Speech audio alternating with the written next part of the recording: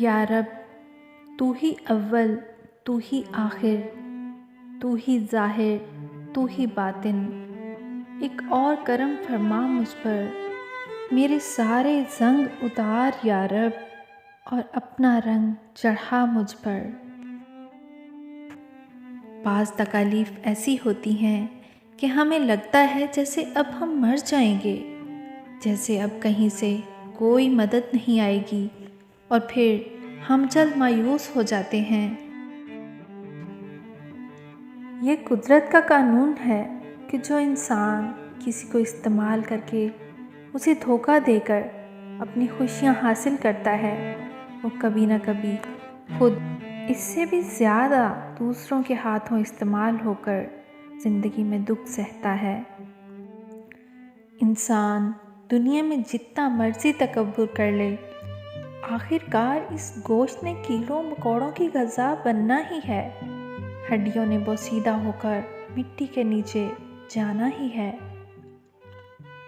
آپ خود ہی اپنے لیے بہترین دلاسا ہیں، بہترین دوست، بہترین دنیا، اور مشکل وقت میں بہترین تھپکی جو آپ کو کبھی ہارنے نہیں دیتی۔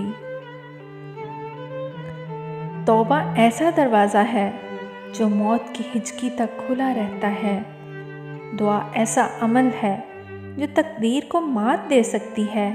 ضمیر ایسا ساتھی ہے جو ہمیشہ حق کی راہ دکھاتا ہے۔ جب انسان خاموش ہو جائے اور اپنے حق کے لیے بھی بولے نا، تو سمجھ جاؤ وہ اپنے اندر بہت کچھ دفن کر چکا ہے۔ اللہ پاک فرماتا ہے، تم مانگو مجھ سے، تمہارا مانگنا اچھا لگتا ہے مجھے، تم کیوں پریشان ہوتے ہو؟ کیا میری قدرت پہ تمہیں یقین نہیں ہے؟ بعض تکالیف ایسی ہوتی ہیں کہ ہمیں لگتا ہے جیسے اب ہم مر جائیں گے، جیسے اب کہیں سے کوئی مدد نہیں آئے گی، اور پھر ہم جلد مایوس ہو جاتے ہیں۔ مگر جانتے ہو کہ کوئی غم بھی مسلسل نہیں رہتا۔ وہ ہمارا پیارا رب بڑا رحیم ہے، تمہاری سوچ سے بھی زیادہ کریم ہے۔ اسے تو یہ بالکل بھی گوارا نہیں کہ تمہیں کوئی تکلیف پہنچے۔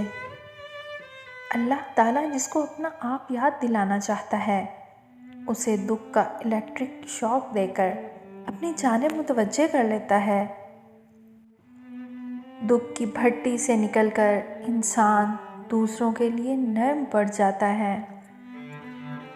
زندگی اتنی دکھی نہیں کہ مرنے کو جی چاہے، بس لوگ اتنے دکھ دیتے ہیں کہ جینے کو دل نہیں کرتا۔ دکھ انسان کو یا ریت کی دیوار کی طرح ڈھانپ دیتا ہے، یا چٹان کی طرح کھردرا اور سخت بنا دیتا ہے۔ یہ ایک حقیقت ہے کہ انسان کو جہاں سے پیار کی سب سے زیادہ امید ہوتی ہے، اسے سب سے زیادہ دکھ بھی وہیں سے ملتے ہیں۔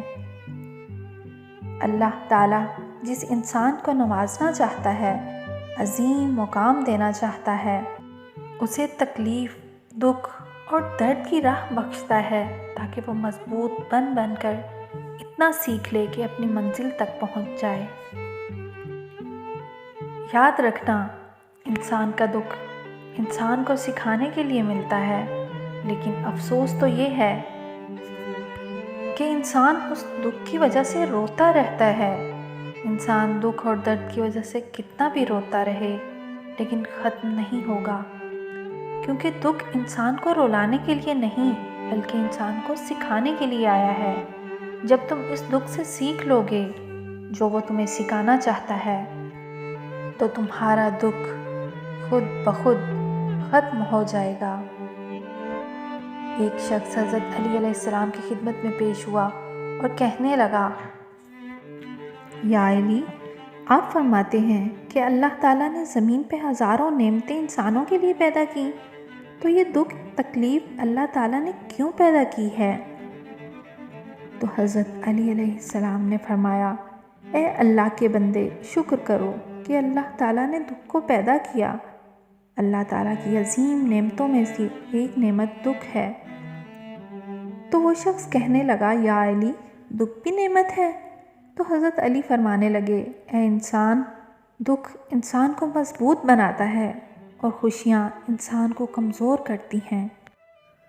دنیا والوں پر اپنا دکھ ظاہر مت کرو، کیونکہ وہ وہاں چوٹ ضرور مارتے ہیں جہاں پہلے سے زخم ہو۔ لوگ ہمارے اندر ہمارا دکھ تلاش نہیں کرتے، ان کو اس تماشے کی کھوج ہوتی ہے جو ہمارے ساتھ ہوا ہو۔ دکھ کی سختیاں چہرے سے تو رخصت ہو جاتی ہیں، لیکن انسان کے اندر داخل ہو کر اس کے گوشہ گوشہ کو ویران کر دیتی ہیں۔ اے بلندیوں کے بادشاہ، اے رب کائنات، ہمارے دلوں کو شیطان کے شر سے بچانا، صرف اور صرف اپنی رضا کا غلام بنانا۔ اے رب پاک، ہم سب کو ہمیشہ خوشحال اور آباد رکھنا۔ آمین یا رب العالمین۔